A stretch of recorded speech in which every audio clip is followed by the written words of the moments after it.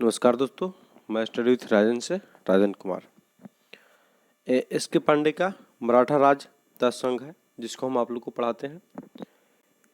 यह video S के पांडे को पढ़ाना नहीं बल्कि एस के पांडे बुक में कौन सा इम्पोर्टेंट है जिसको आप याद रखिएगा, जिसको बार बार आप रिविजन कीजिएगा, उसको बताना मेरा उद्देश्य रहता है इस वीडियो में।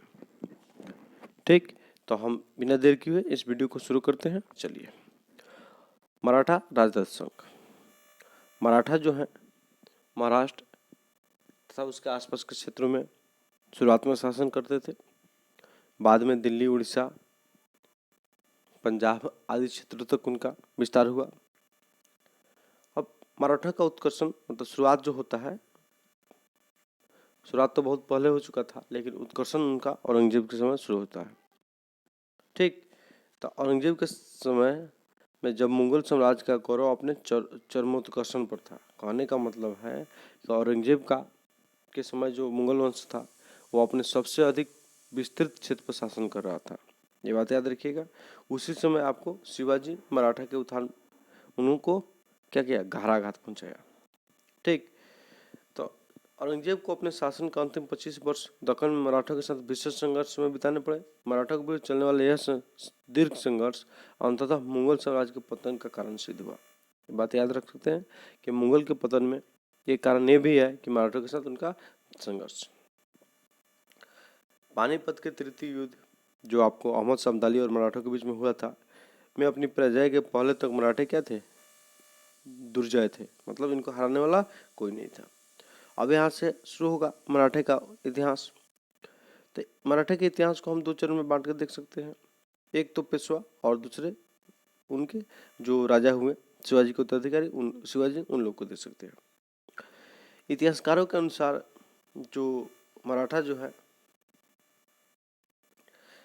क्षेत्र की भौगोलिक परिस्थितियाँ, जो मराठा के उत्तरदायी के कारण जो माने जाते हैं, उसमें उस क्षेत्र की भौगोलिक परिस्थितियाँ, वो क्षेत्र जो थे वो उबड़ खाबड़ थे, पहाड़ी इलाका था, तो वहाँ पे आप लोग बलशाली, शारीरिक रूप से बलशाली होते थे।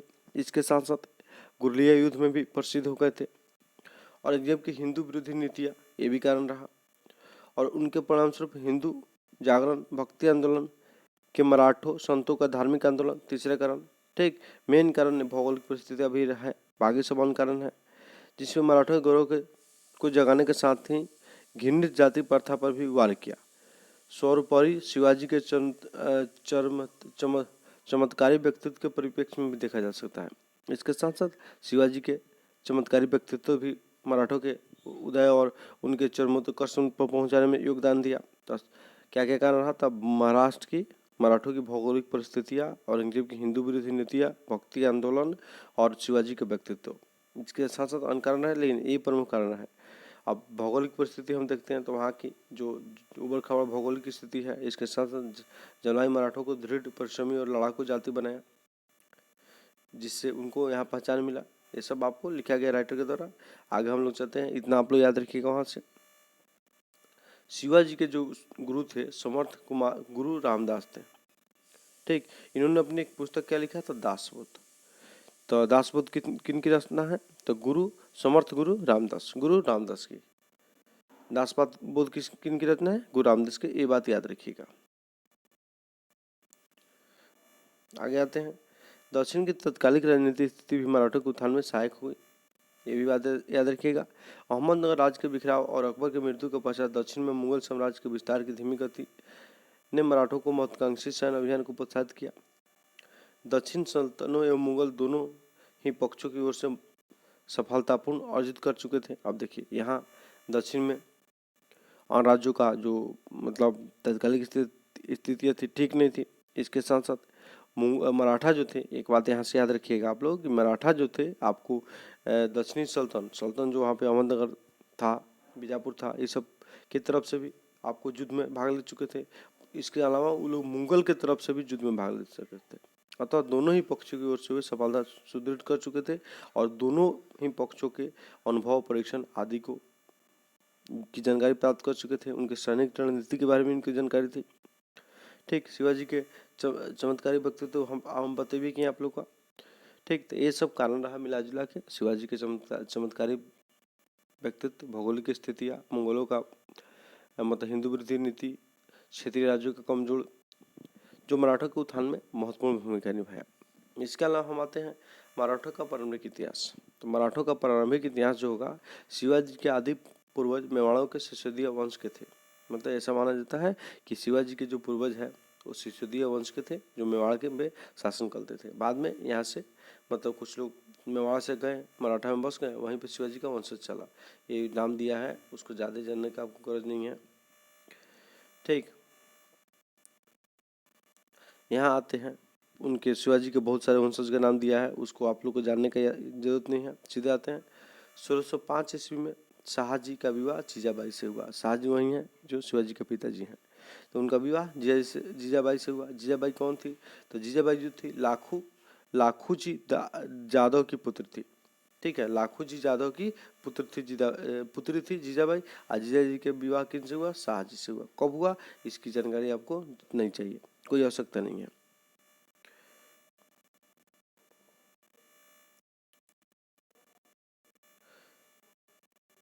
अब देखिए, लाखूजी जादव जो शिवाजी के ससुर जी हैं, मतलब संभाजी के ससुर जी हैं, कि मालिक अमर के से मतलब दुश्मनी हो गई उनकी, जिससे शाहजी जहांगीर की सेवा में चले गए। ठीक, इस प्रकार मतलब लाखूजी जादव और शाहजी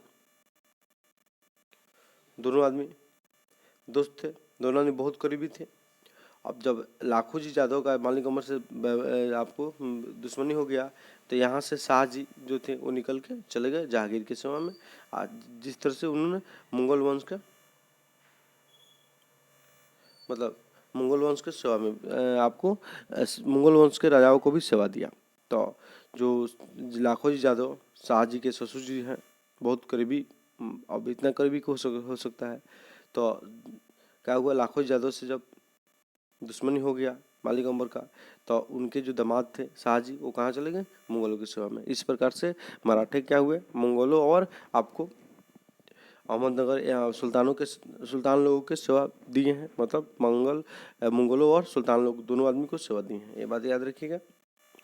अब आते हैं, छोटा मोटा युद्ध होता है, उसको आप लोग को जानने की जरूरत है नहीं, जिसको रहने दीजिए, फालतू बात है, कोई जरूरत नहीं है। नेक्स्ट आते हैं शिवाजी। शिवाजी जो है आपको 1727 से 80 तक, इनको याद रखिएगा। कार्यकाल 27 में उनका जन्म, 80 में मृत्यु। 27 में उनका जन्म शिवनेर के किले में हुआ था। शिवनेरी देवी के नाम पर इनका नाम शिवाजी रखा गया था, ये भी बात याद रखिएगा। वहीं पे शिवनेरी किला था, वहीं पे मंदिर था, जिस मंदिर का नाम क्या था? शिवनेरी देवी का मंदिर। इनके माता का नाम क्या था? जीजाबाई था, और पिता का नाम शाहजी था। शिवाजी भोसले वंश के थे, ये भी बात याद रखिएगा। ठीक, उनके पितामह माने दादाजी जो थे मालोजी अहमदनगर के निजाम शाही राज में एक प्रतिष्ठित पद पर थे। ये सब ज़्यादा जानकारी की जरूरत नहीं है। यहाँ पे शिवाजी का जन्म कहाँ हुआ था? शिवनेरी के किले में। ठीक, और इसके बाद उनका माता का नाम जीजाबाई, पिता का नाम शाहजी। अब ये भोसले वंश से संबंधित थे। ठीक, शिवाजी की माँ जीजाबाई जो थी निजाम शाही सरदार और देवगिरी के यादव के वंशज लाखोजी यादव के पुत्र थे, बतौबी की हैं। ठीक है, शिवाजी के एक बड़े भाई भी थे संभाजी, उसकी ज़्यादा आपको जानकारी चाहिए नहीं, फालतू चीज़ है। चलिए सॉरी दोस्तों। तो शिवाजी के पिताजी नाम, माताजी के नाम, माताजी यादव वंश से संबंधित थी। ठीक है, पिताजी भोसले वंश से संबंधित थे, और शिवाजी का जन्म 1627 ईस्वी में हुआ था। इतना जानकारी रखिए, बाकी सबकी ज़्यादा आपको है नहीं। शिवाजी दादाजी कोंडदेव शिवाजी के संरक्षण थे। ठीक, अभी उनके दादाजी थे नहीं। ठीक है, ये जो थे इनके पिताजी के दोस्त थे, शाहजी भोसले के मित्र थे। ठीक, तो ऐसे दादाजी कोंडदेव उनका नाम था। तो दादाजी कोंडदेव जो थे शिवाजी के संरक्षण थे। शिवाजी के ऊपर समर्थ गुरु रामदास का अत्यधिक प्रभाव पड़ा था, ये मस्त में भी यही है, याद रखिएगा। शिवाजी 1627 मतलब 40 ईस्वी में 13 साल की उम्र में शिवाजी का विवाह किनसे हुआ? साईबाई से हुआ, ये बात याद रखिएगा। वैसे शिवाजी लगभग में आपको 7 विवाह किए हैं इस बुक के अनुसार। तो उसमें से एक पत्नी साईबाई के नाम आप याद रखिएगा, क्योंकि उनका पहला विवाह है। 1640 ईस्वी में शिवाजी का विवाह साईबाई से हुआ था। ठीक, आगे हम आते हैं शिवाजी के, ये मौसम पर जाएगा आप लोग के लिए। शिवाजी के प्रारंभिक सैनिक अभियान बीजापुर के आदिल शाही राज के विरुद्ध शुरू हुआ था, याद रखिएगा। शिवाजी का प्रारंभिक सैनिक अभियान बीजापुर के आदिल शाही राज के विरुद्ध हुआ था, बीजापुर के राजा के विरुद्ध हुआ था, इतना याद रखिएगा। और ऐसे आदिल शाही याद रखना पड़ेगा। जब मध्यकालीन भारत पड़ेगा तो कुतुब शाही, आदिल शाही, निजाम शाही, वो सब है किस वंश में शासन करते थे, इंपॉर्टेंट हो जाता है, क्वेश्चन पूछे जाते हैं, उसको हम बताएंगे जब पढ़ाएंगे उसको। तो 1643 में शिवाजी ने सर्वप्रथम सिंहगढ़ का किला जीता। तो सबसे पहला अभियान बीजापुर के खिलाफ कौन सा किला जीता? सिंहगढ़ का। ठीक, ये बात आप लोग याद रखिएगा, बाकी सब आपको याद करने की जरूरत है नहीं। एक क्वेश्चन यहाँ से पूछता है कि कोडरना का विजय शिवाजी कब किए थे? तो 47 में, ये बात याद रख सकते हैं रफली। ठीक, शिवाजी के बाद बीजापुर के सुल्तान ने शाहजी को बंदी बना लिया। आप देखिए इस विजय के बाद में क्या हुआ, शाहजी जो बीजापुर के वहीं पे काम करते थे उनको बंदी बना लिया गया। अब बंदी बना लिया गया तो जिसके बाद समझौता हुआ, बाद में शिवाजी को कुछ क्षेत्र को छोड़ के अपने पिताजी को कोडरना किला को छोड़ना पड़ा और अपने पिताजी को रिहा करना पड़ा। ठीक, तो ये याद रखिएगा, कोडरना किला जीता गया, फिर अपने पिताजी को छुड़ाने के लिए कोडरना किला आपको छोड़ देना पड़ा। चलिए 1654 ईस्वी का शिवाजी ने पुरंदर का किला जीता। लघु में याद रखिएगा कि पुरंदर किला भी उन्होंने जीता है। इसके बाद देखिए 1657 ईस्वी में शिवाजी का पहला मुगल औरंगजेब से मुकाबला हुआ, जब अहमदनगर तथा जुनार पर उन्होंने आक्रमण किया। ठीक, इस संघर्ष में शिवाजी को पीछे हटना पड़ा, याद रखिएगा। तो सबसे पहले शिवाजी का मुगलों से मतलब मुकाबला कब हुआ था? तो 1657 ईस्वी में। कहाँ पे? आपको अहमदनगर तथा जुनार के विरुद्ध आक्रमण किए थे, तभी उनका मुकाबला आपको किन से हुआ था? मुगलों से हुआ था। आगे बढ़ते हैं, अफजल खान का संघर्ष। ठीक, औरंगजेब के उत्तर चले जाने पर, मतलब औरंगजेब जब दिल्ली से आपको पंजाब जब इस क्षेत्र में चले आए वहाँ से निकल के, तब बीजापुर को मुगलों का भय नहीं रहा। अब बीजापुर को मुगलों का भय नहीं रहा, ठीक है, क्योंकि बीजापुर से औरंगजेब उधर से आ गए हैं। अतः शिवाजी के विरुद्ध कार्रवाई करने की ठानी कौन? बीजापुर के राजा ने। तब बीजापुर के जो राजा थे वहाँ एक प्रख्यात सरदार अफजल खां को शिवाजी को कैद करने या मार डालने के लिए भेजा गया। मतलब बीजापुर के द्वारा अफजल खां को भेजा गया कि आप जाइए शिवाजी को कैद कीजिए या मार दीजिए। उन्होंने अपने दूत अब कृष्णा जी भास्कर को शिवाजी के पास भेजा। मतलब अफजल खां ने कृष्णा जी भास्कर को शिवाजी के पास भेजा वार्ता के लिए। आपको जगह निर्धारित हुआ, ठीक, जंगल एक था, वहाँ पे दोनों आदमी मिले। शिवाजी जानते थे उनके बारे में, मतलब उसके बारे में, किसके बारे में? अफजल खां के बारे में। अतः उन्होंने क्या किया, आपको जंगल में अपने सैनिकों को छिपा दिए, और आपको अफजल खां भी अपने सैनिकों को कुछ लेके आया था, वो भी छुपा दिया था। शिवाजी अपने अंगरक्षक के साथ गए और वो भी अपने अंगरक्षक के साथ गया। तो अंगरक्षक कौन कौन थे उसका नाम आपको याद रखने की गरज नहीं है, ठीक। अब दोनों आदमी मिला तो अफजल खां जो था वार किया शिवाजी पर, हत्या करने का प्रयास किया, ठीक।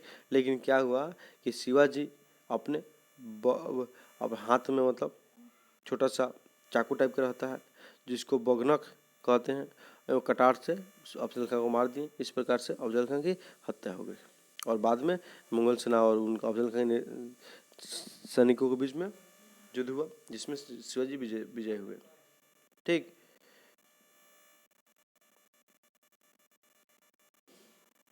अब दोनों आदमी का मुलाकात कहाँ हुआ था? प्रतापगढ़ का जंगल।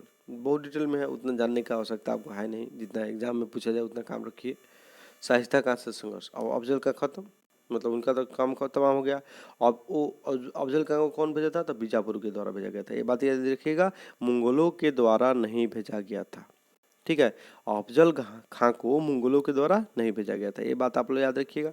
अब क्या किया जाएगा, मुगलों के द्वारा शाइस्ता खां को दक्षिण में सुधार नियुक्ति करके शिवाजी को खत्म करने या नियंत्रण करने के लिए भेजा जाएगा औरंगजेब के द्वारा 1660 ईस्वी में, ठीक। और क्या किया, शाइस्ता खां को प्रारंभिक सफलता मिली शिवाजी के विरुद्ध में, लेकिन 1663 ईस्वी में उसने क्या किया, बोला कि हम युद्ध करेंगे, बाद में थोड़ा सा मतलब इतना जीतिए रहे, थोड़ा आराम करते हैं। तो बरसात बिताने के लिए उसने पूना को चुना 1663 ईस्वी में। 15 अप्रैल 1663 ईस्वी के शिवाजी रात्रि के समय पूना में घुसे और शाइस्ता खां के निवास स्थान पर आक्रमण कर दिया। इस संघर्ष में शाइस्ता खां का अंगूठा कट गया और उसका पुत्र फतेह खां मारा गया, ठीक। तो शाइस्ता खां पूना में मतलब जहाँ थड़ा था वहाँ पे शिवाजी ने लूट मचाए, आक्रमण कर दिया। कब? 63 में। ये बात याद रखिएगा। बस कहानी आप लोगों को पता है। आगे चलते हैं।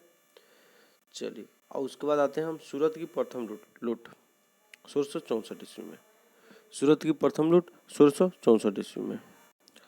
तो सूरत की प्रथम लूट, तो सूरत की प्रथम लूट में हम जब आएंगे तो यहाँ देखेंगे कि शिवाजी की सूरत की लूट में क्या हुआ था, 1 करोड़ की धनराशि प्राप्त हुआ था। ये सब आपको जानने की जरूरत नहीं है। सूरत को 2 बार लूटे हैं, एक 1664 में, एक 1669-70 के आसपास में।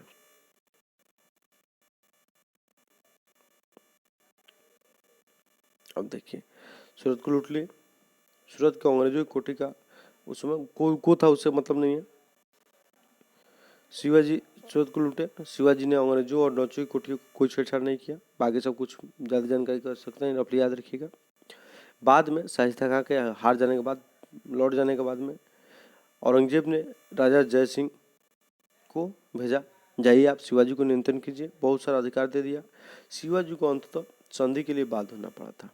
3 दिन तक दोनों के बीच वार्ता हुई। वार्ता के बाद में एक संधि हुआ जिसका नाम देते हैं हम लोग पुरंदर की संधि 1665 ईस्वी में। ठीक, तो पुरंदर की संधि किन के बीच हुई थी? तो शिवाजी और कछवाओं के राजा जय सिंह के बीच में 1665 ईस्वी में। डेट की जरूरत नहीं है, 1665 ईस्वी में संधि हुआ था, पुरंदर की संधि हो गई। उस समय मनुची भी, मतलब मनुची जो थे वो यूरोपियन व्यापारी थे, भी वहाँ पे उपस्थित था। तो पुरंदर की संधि कौन से यूरोपीय व्यापारी उपस्थित थे वहाँ पे?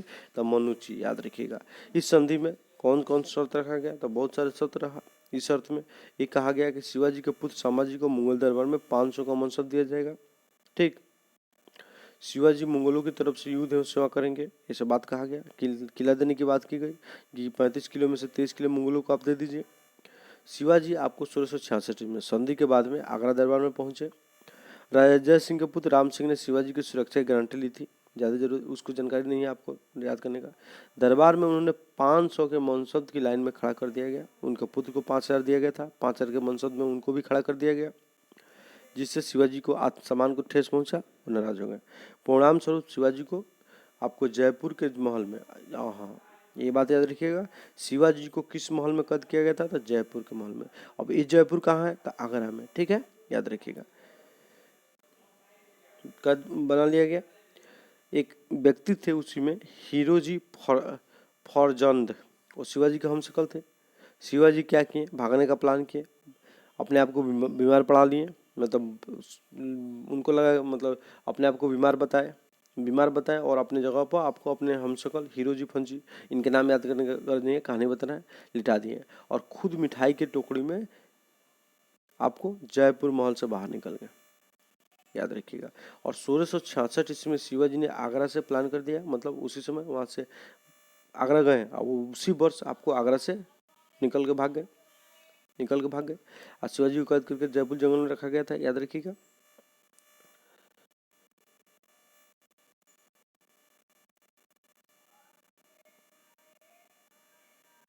अब देखिए, जब भाग गए वापस चले गए अपने राजधानी। अब राजधानी चले गए तो दक्षिण के सुधार जो थे मुअज्जम, जो औरंगजेब का बेटा भी था, के मध्य 1664 ईस्वी में शिवाजी और औरंगजेब की संधि का प्रस्ताव रखा। मतलब सूबेदार मुअज्जम जो था शिवाजी से बोला कि आइए संधि कर लेते हैं, लेकिन इसका ज़्यादा जानकारी कहानी बताएं। औरंगजेब की संधि के लिए तैयार हो गया। ठीक है, औरंगजेब भी संधि के लिए तैयार हो गया। इसी समय उसने शिवाजी को राजा की उपाधि दी थी। तो राजा की उपाधि औरंगजेब ने दिया था, ये बात याद रखिएगा। राजा की उपाधि औरंगजेब शिवाजी को कौन दिया था? तो औरंगजेब ने दिया था। ठीक, और इसके साथ साथ चौथा असूलने का भी अधिकार मिल गया था। ठीक, शिवाजी के पुत्र संभाजी को बरार में एक मनसब और जागीर भी दी गई थी। इसकी कोई आवश्यकता नहीं है। यहाँ से आपको ये बात याद रखना है कि शिवाजी को राजा की उपाधि कौन दिया था? तो औरंगजेब दिया था। ठीक है, यहाँ पे 2 शब्द आते हैं, चौथ और सरदेशमुखी। तो चौथ और सरदेशमुखी हम बताएंगे थोड़ा देर में। चलिए, सूरत की दूसरी लूट 1670 ईस्वी में, मतलब सूरत शिवाजी के द्वारा सूरत को दूसरी बार कब लूटा गया? 70 में। अब प्रथम बार कब लूटा गया था? 63 में। ठीक, चलिए 64 में। कब? 64 में। चलिए, तो शिवाजी किसको क्या कहते हैं उसको, सूरत को दूसरी बार लूटे 70 में। उसके बाद हम आगे बढ़ते हैं।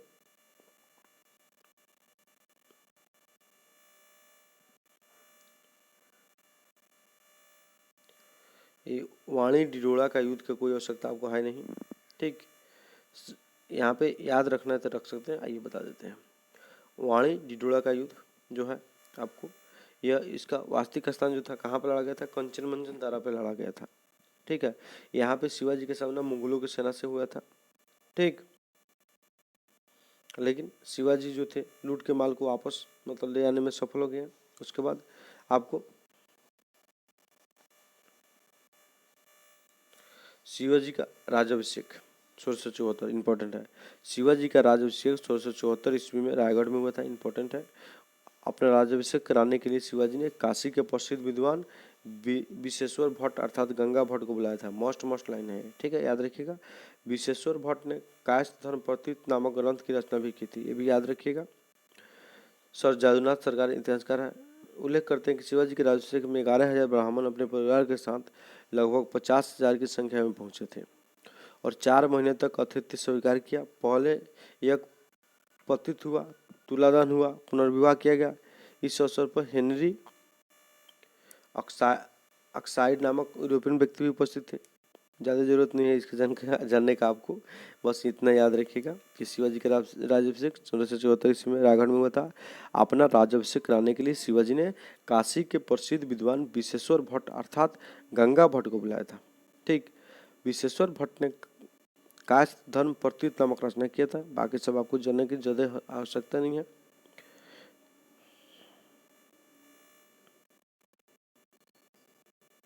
चलिए, इनकी दूसरी पत्नी जो थी सोयराबाई के साथ और इस अवसर पर उनका पुनः विवाह किया गया। ठीक, तो जब राज्याभिषेक हुआ तो उनका किनके साथ विवाह हुआ दोबारा? तो सोयराबाई। ठीक, तो सोयराबाई को राज महिषी घोषित किया गया। शिवाजी के राज्याभिषेक के अवसर पर एक नया शौत भी चलाया गया था, ये भी याद रखिएगा।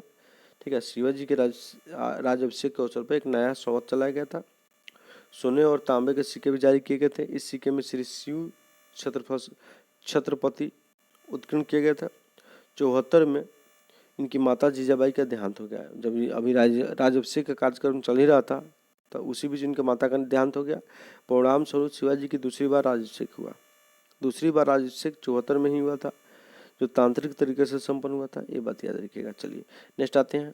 राज्याभिषेक के बाद कर्नाटक अभियान 76-78 शिवाजी का यह अंतिम अभियान था। ये बात आप लोग याद रखिएगा कि शिवाजी का अंतिम अभियान कौन था? तो कर्नाटक का ही होता। ठीक,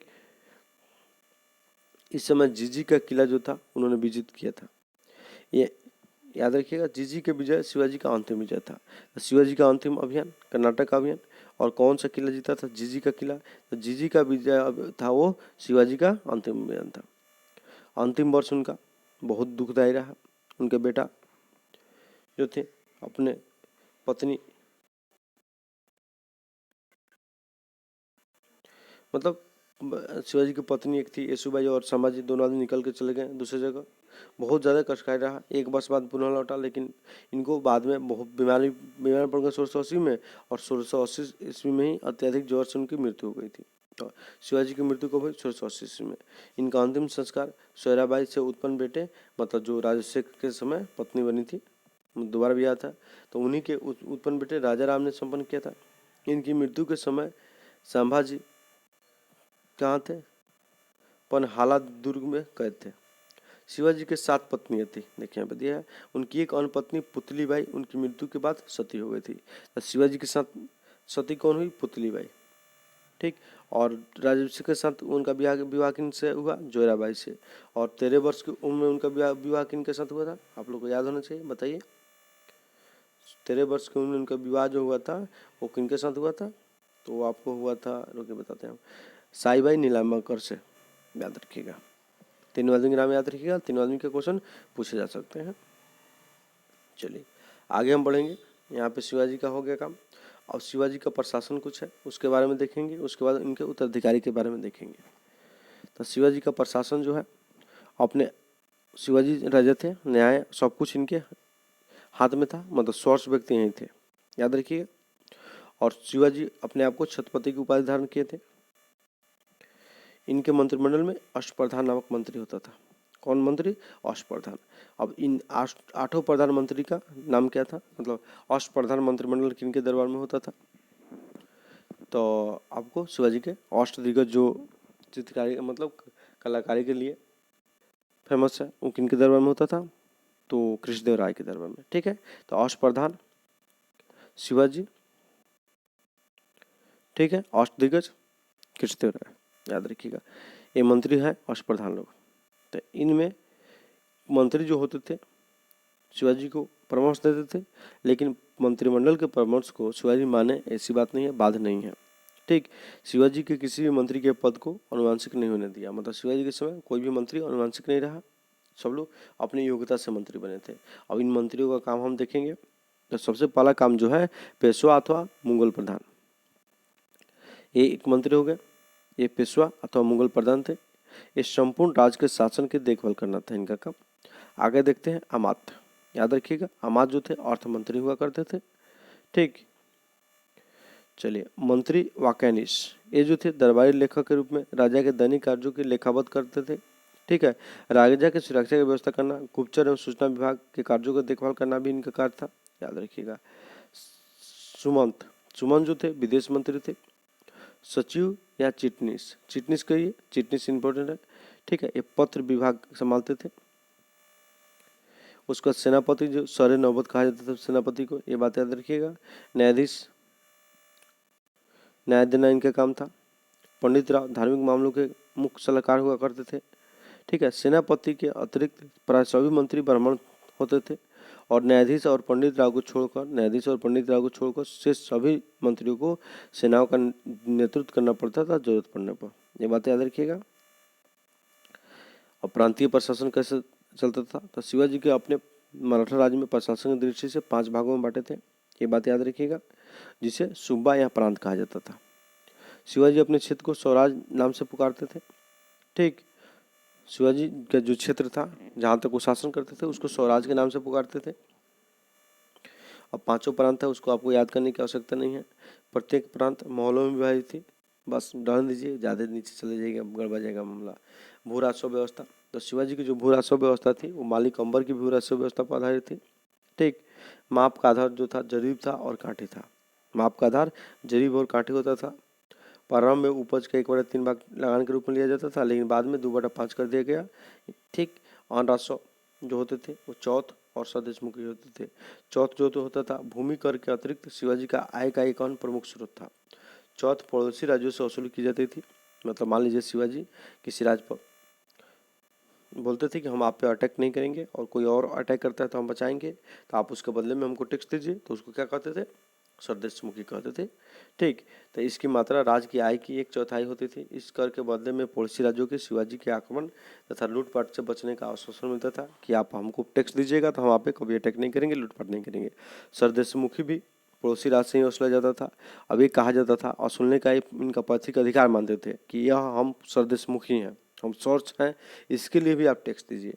वो तो आप चौथ दीजिएगा कि आपको लूट से हम बचाएंगे, लूट नहीं करेंगे, लूटपाट नहीं करेंगे, आक्रमण नहीं करेंगे, हम सोर्स हैं, इसका भी टैक्स आपको लगेगा, ये मानिएगा तब ना, मतलब आप मानिए कि हम सोर्स हैं, तो मानिएगा कैसे? तो हमको टैक्स दीजिए 1/10 भाग, याद रखिएगा। तो चौथ आक्रमण करने से बचाने के लिए दिया जाता था और सदेशमुखी अपने आप को सोर्स दिखाने के लिए टैक्स लिया जाता था। ठीक, सैन्य प्रशासन में आते हैं। तो सैन्य प्रशासन जो है आपको यहाँ पे दुर्ग, हवलदार, सूबेदार ये सब हुआ करते थे, कोई आपको आवश्यकता ज़्यादा है नहीं। ठीक, तोपखाना जो है शिवाजी का ये भी रखे थे। तोपखाना, शिवाजी के पास एक छोटा तोपखाना भी था जिसमें लगभग 200 तोपखाने थे। ये तोपें फ्रांसीसी, पुर्तगाली और अंग्रेजों से खरीदी गई थी, ये बात याद रखिएगा। नौसेना जो थे शिवाजी के पास नौसेना भी थी, ये बात आप लोग रफली याद रखिएगा। और अश्व सेना भी थी। अश्व सेना जो संगठित थी उसको पागा सेना कहते थे। शिवाजी के 2 प्रकार के सैनिक होते थे, एक बारगीर और सिहलदार, इसको छोड़ दीजिए। अश्व सेना को पागा सेना भी कहते थे, इतना याद रखिएगा। चलिए, पैदल सेना को पाइक भी कहा जाता था, ये बात याद रखिएगा। आगे हम बढ़ते हैं। शिवाजी के सेना में हिंदू और मुस्लिम दोनों हुआ करते थे, ये बात याद रखिएगा। युद्ध में ब्राह्मण, स्त्रियों आदि का सम्मान किया जाता था। राज के सैनिक अभियान के समय परिवार के सदस्यों को रखना मना था। न्याय प्रशासन देखिए, न्याय शिवाजी न्यायिक व्यवस्था में सबसे ऊपर होते थे। ठीक है। उसके बाद न्यायाधीश रहते थे, इतना बात याद रखिएगा। धार्मिक नीति उनकी कैसी थी? तो सहिष्णु थी। ठीक। इसके संसद कुछ इतिहासकार का बात देखते हैं तो औरंगजेब जो थे शिवाजी को पहाड़ी चूहा कहकर बुलाते थे, ये बात याद रखिएगा। ठीक। यहाँ पे एक बात हमको, एक मिनट रुकिए, एक और बात हम बताना है आप लोग को।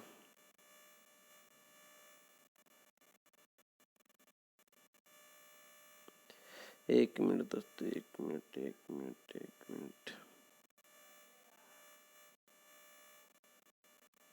चलिए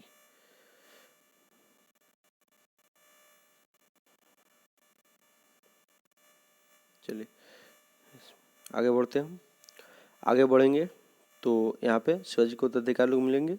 शिवाजी के उत्तराधिकारी, तो शिवाजी के उत्तराधिकारी जो होंगे इनको संक्षेप में हम देखेंगे, इम्पोर्टेंट है। तो 1680 ईस्वी में उत्तराधिकारी का उल्लंघन करते हुए राजा राम को राज्याभिषेक किया गया। कुछ समय बाद संभाजी का राज्याभिषेक हुआ। तो शिवाजी के मरते मरते राज्याभिषेक राजा राम का किया गया, लेकिन कुछ समय के बाद संभाजी का राज्याभिषेक हुआ। संभाजी 1680 से 89 ईस्वी तक, मतलब राजा राम को गद्दी से उतारकर संभाजी गद्दी पर बैठे थे। उसके बाद इनका विवाह जो हुआ येसुबाई से हुआ था, याद रखिएगा। उनके पुत्र साहू थे। ठीक है। तो साहू किनके पुत्र थे? संभाजी, याद रखिएगा। ठीक। राजा राम की मृत्यु के समय, शिवाजी के मृत्यु के समय पनहाला दुर्ग में कौन कहते? तो संभाजी कहते। ठीक। कौन कहते? संभाजी। बाद इन्हें छोड़ दिया गया, परंतु 81 में इनका राज्याभिषेक हुआ। इन्होंने कहाँ राजधानी बनाया? अपना रायगढ़ में अपना राजधानी बताया। और इनकी राज्याभिषेक एक ब्राह्मण कवि कलश के द्वारा किया गया था। ठीक। और इसे प्रशासन का सोच अधिकार इन्होंने सौंपा था, मतलब कवि कलश के द्वारा अपना राज्याभिषेक कराया गया, इनको प्रशासन का अपना सोच अधिकार सौंप दिया गया। इस प्रकार से अष्टप्रधान का विघटन आपको कब हो गया था? संभाजी के समय हो गया था। संभाजी का संघर्ष पुर्तगाली और अंग्रेजों से भी हुआ था। औरंगजेब का पुत्र अकबर था, जिन्होंने आपको संरक्षण की मांग की थी संभाजी से। अकबर द्वितीय जो था वो औरंगजेब के विरुद्ध में विद्रोह किया था और संभाजी से संरक्षण की मांग की थी। ठीक। जिससे संभाजी संरक्षण भी प्रदान कर दिए थे अकबर द्वितीय को, जिससे औरंगजेब रुष्ट हो गया। और 1689 ईस्वी में सामेश्वर के पास नागड़ी गांव में संभाजी और कवि कलश को मुगल सेनापति मुखरब खान ने बंदी बना लिया और इन्हें बहादुरगढ़ लाया गया, जहाँ पे बाद में दोनों आदमी की हत्या कर दी गई 89 में। ठीक। तो आपको कहाँ पे बंदी बनाया गया दोनों आदमी को? संभाजी और कवि कलश को तो संगमेश्वर में, याद रखिएगा। ठीक। 89 ईस्वी में। उसके बाद संभाजी की हत्या कर दी गई और राजा राम उनके परिवार को भी कैद करके रख दिया गया। तो राजा राम गद्दी पर बैठेंगे क्योंकि उनके परिवार के लोग कैद हैं। संभाजी की मृत्यु के बाद उनका पुत्र केवल 7 वर्ष का था। शिवाजी के छोटे पुत्र और संभाजी के सौतेले भाई राजा राम, जिन्हें संभाजी ने बंदी बनाकर रखा था, मराठा परिषद ने राज्य घोषित किया और इतना में रायगढ़ को उन्होंने अपना राज्याभिषेक किया। लेकिन मुगलों के आक्रमण के आशंका से रायगढ़ को तुरंत छोड़ कर निकल पड़े और आपको पन्हाला होते हुए जिजी में जाकर शरण लिए। जिजी नामक किला जो कर्नाटक अभियान में जीते थे। 1689 ईस्वी में औरंगजेब ने रायगढ़ पर अधिकार कर लिया और येसुबाई और साहू को गिरफ्तार कर लिया। ठीक। अब येसुबाई और साहू जो आपको संभाजी की पत्नी और बेटे हैं, गिरफ्तार कर लिया गया। राजा राम जो राजा बने थे वहां से निकल गए। 1681 ईस्वी में मुगलों ने जुल्फिकार खान के नेतृत्व में जिजी को घेरा डाला तथा राजा राम जिजी के किले में अपनी राजधानी कैद रहे। कितने दिन? 8 वर्षों तक वहीं पे। और 1698 इसमें राजा राम जिजी से पलायन कर और सतारा में अपने राजधानी बताया, सतारा में। तो यहाँ से यही याद रखना है कि संभाजी का जब मृत्यु हो गया तो राजा राम गद्दी पर बैठे और संभाजी के परिवार को बाद में औरंगजेब कैद कर लिए, जिसमें येसुबाई और उनके पुत्र साहू थे। और इनके राजधानी पर अटैक किया गया। अटैक करके रायगढ़ को अपने अधिकार क्षेत्र में ले लिया गया और राजा राम जो गद्दी पर बैठे थे रायगढ़ से पहले ही निकल चुके थे और जिजी के क्षेत्र में शरण लिए। वहीं पे आपको 8 वर्षों तक किले में रहे। उसके बाद वहाँ से 1698 में निकल के सतारा पहुँचे और सतारा में अपना राजधानी बनाया। और उधर क्या होता है? 1700 ईस्वी में सतारा में राजा राम की मृत्यु हो जाती है। इंपॉर्टेंट है। ठीक।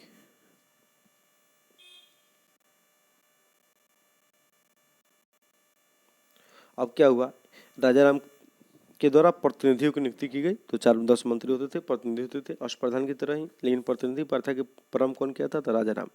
ये प्रतिनिधि जो होते थे पेशवा से पदक्रम में ऊपर होते थे। ठीक। और ठीक, चलिए आगे हम बढ़ते हैं।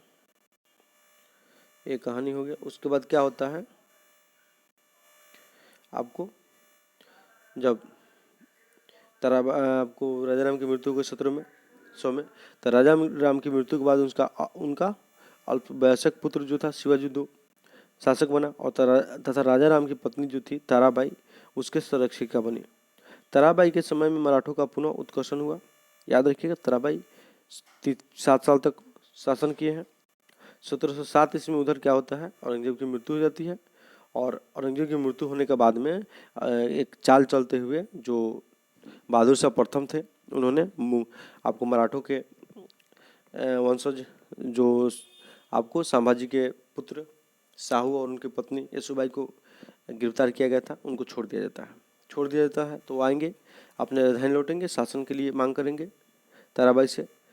ठीक। तो जिसके बाद दोनों आदमी में क्या होता है, युद्ध होता है। और देखिए, साहू जी जो है ये संभाजी के पुत्र हैं। आराम शाह ने 1707 ईस्वी में छोड़ दिया, मतलब मंगोलों ने उसे छोड़ दिया। और 1707 ईस्वी में खेड़ा नामक स्थान पर शाहजी और ताराबाई के बीच युद्ध हुआ। ठीक। ताराबाई की पराजय हुई और भागकर दक्षिण महाराष्ट्र पहुंच गए। साहू जी ने सतारा को अपनी राजधानी बनाया, जिसको राजा राम ने भी बनाया था, और यहीं पर 1708 में अपना अभिषेक कराया। इसने एक नया पद शनाक्ते, सेना के संगठित करने वाला, का गठन किया। याद रखिए, शनाक्ते नामक पद साहू जी ने घोषित किया था। राज्याभिषेक के अवसर पर बालाजी विश्वनाथ को शनाक्ते का पद पर नियुक्त किया। इस तरह अब मराठा राज 2 भागों में बट गया था। एक सतारा में जहां साहू शासन करते थे, और दक्षिण कोल्हापुर में जहां शिवाजी II के नेतृत्व में शासन होता था ताराबाई के द्वारा। ये बात याद रखिएगा। 2 भाग में मराठा बंट गए थे, लेकिन 1781 में वारणा की संधि के द्वारा दोनों के बीच संघर्ष खत्म हो गया। याद रखिएगा ये भी बात। पेशवा के पद पर बालाजी की नियुक्ति के साथ ही यह पद अब क्या हो गया, वंशानुगत हो गया। तब पेशवा पद जो था, शनाक्ती जो पद था, वो आपको बालाजी बाजीराव के बाद क्या हो गया,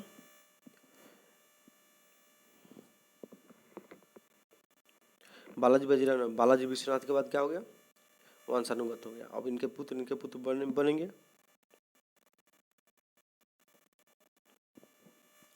अब देखिए क्या होता है। राजा राम II, जब राजा राम II 1749 से 50, शिवाजी II के कोई पुत्र नहीं था, मतलब शिवाजी शासक बने थे बाद में, जब साहू की मृत्यु हो गई थी। तो ठीक, तो शिवाजी II का कोई पुत्र तो नहीं था, तो उन्होंने आपको 1750 ईस्वी में राजा राम II शासक बने थे, और 1750 ईस्वी में बालाजी बाजीराव जो उस समय पेशवा थे और राजा राम II के बीच में संधि हुआ था। कौन सी संधि? तो संगोला की संधि। इस संधि के अनुसार मराठा संगठन का वास्तविक नेता पेशवा बन गए। याद रखिएगा।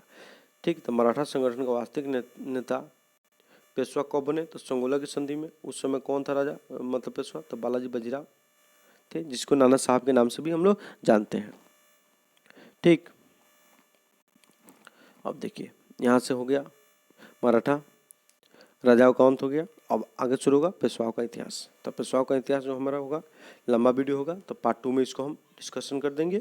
ठीक है, और वीडियो आप लोग को अच्छा लगा, वीडियो से फायदा हो रहा है तो लाइक कीजिए, शेयर कीजिए, और मेरे चैनल से नहीं जुड़े हैं तो सब्सक्राइब कीजिए। और ठीक है दोस्तों, चलिए नमस्कार।